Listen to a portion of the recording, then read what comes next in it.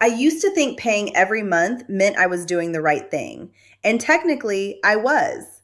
My name is Tasha Green. I was 38 years old, working customer service, paying my bills on time, and trying to be responsible with the debt I had. Every month, I made the minimum payment on my credit cards. I never skipped it. I never ignored the bill. But every time I checked the balance, it barely moved. One card would go down by $20. Then interest would hit. Then groceries, gas, or one emergency would put the balance right back up. I wasn't out here being reckless. I was making payments. But I didn't understand that the minimum payment was built to keep me in the game longer than I realized. And once I finally saw how much of my payment was going to interest instead of the balance, I understood why I felt stuck. I had 4 credit cards. None of them had started out as a big problem. The first one was for emergencies. The second one came with a discount at a department store. The third one offered rewards. The fourth one showed up during a month when my car needed brakes and my savings couldn't cover it. For a while, I kept the balances low. Then life started piling things on. A dental bill, a trip home when my mother got sick, a refrigerator that stopped working, a few months when groceries cost more than I expected. I wasn't buying luxury bags or taking expensive vacations. Most of the charges looked normal when I made them. That's what made it easy to ignore. $100 here, $75 there, $30 for takeout because I was tired. Another charge because payday was still 4 days away. The balances grew slowly enough that I didn't feel the danger until they were already heavy. By the time I finally added everything up, I owed a little over $18,000. I'd never said that number out loud. I'd look at each card by itself. 3,800 on one, 4,600 on another, a little over 5,000 on the biggest one. Breaking it apart made it feel smaller. Adding it together made me feel sick. Still, I told myself I was being responsible because I never missed a payment. Every month I paid at least the minimum. Sometimes I paid a little more. I thought that meant I was handling it. Then I noticed something. One card had a balance of just over $4,800. I paid $150. The next statement came, and the balance had barely moved. Interest had eaten most of the payment. Then I'd use the card again for groceries and gas.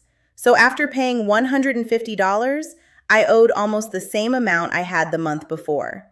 I kept doing that. Pay, charge, pay, charge. Every statement looked like I was running on a treadmill. I was working, I was paying, I was trying, but I wasn't getting anywhere. The hardest part was that nobody around me knew. At work, I looked organized.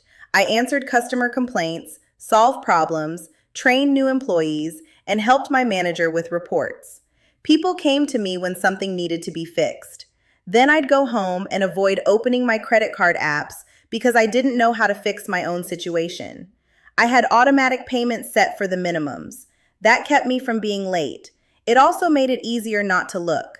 The money left my account and I told myself everything was handled. It wasn't handled. It was hidden.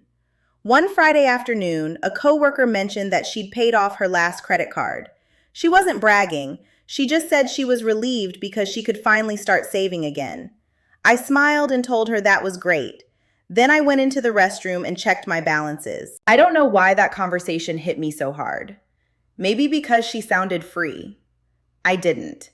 I felt like every paycheck already belonged to somebody else before it reached my account. That night, I sat down and printed all 4 statements. I wrote the balance, interest rate, minimum payment, and due date for each card on one sheet of paper.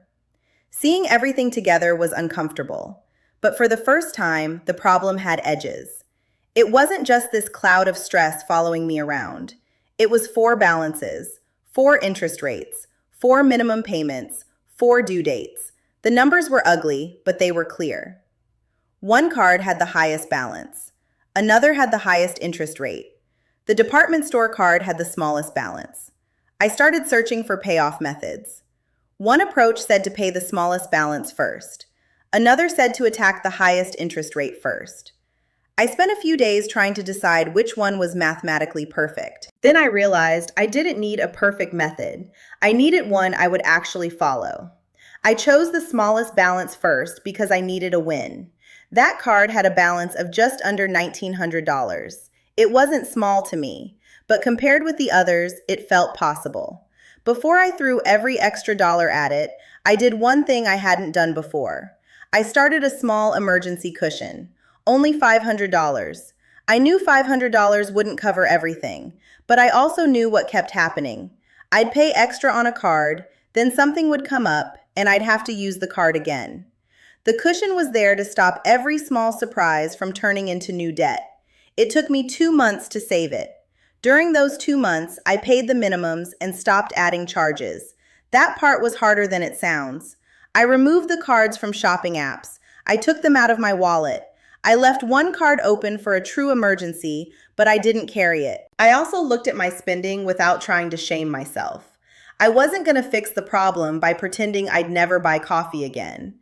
I needed changes I could live with. I cut back on takeout. I changed my phone plan. I canceled a streaming service I barely watched. I stopped paying for a gym membership I hadn't used in months. I started bringing lunch to work 3 days a week instead of promising myself I'd do it every day. Those changes freed up around $240 a month.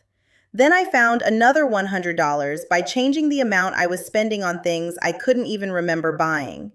That gave me about $340 extra each month. I added it to the minimum payment on the smallest card. At first, the progress felt slow. The balance dropped below $1,800, then $1,600, then $1,400. I kept watching it. For once, I wanted to open the app. There were still setbacks. One month, my car needed a new tire. Another month, I had to help my daughter with a prescription. The $500 cushion took the hit. Then I rebuilt it before adding more to the card. That meant the payoff took longer, but it also meant the balance didn't jump backward. That was new for me. About 6 months later, I made the last payment on that first card. The amount was $112 and some change. I stared at the zero balance for a while. It wasn't $18,000 gone. It was one card. But that one card changed something in me. I'd spent years feeling like the debt was too big to fight. Now I had proof that a balance could disappear. The minimum payment on that card had been around $60. I took that $60, added it to the amount I was already paying, and moved to the next card. That payment got bigger without me needing to find new money. I started to understand why people talked about momentum. The debt still wasn't moving fast, but now it was moving in one direction. I also called each card company and asked whether they had any lower rate options. Most of them said no. One offered a temporary reduction. It wasn't dramatic, but it helped.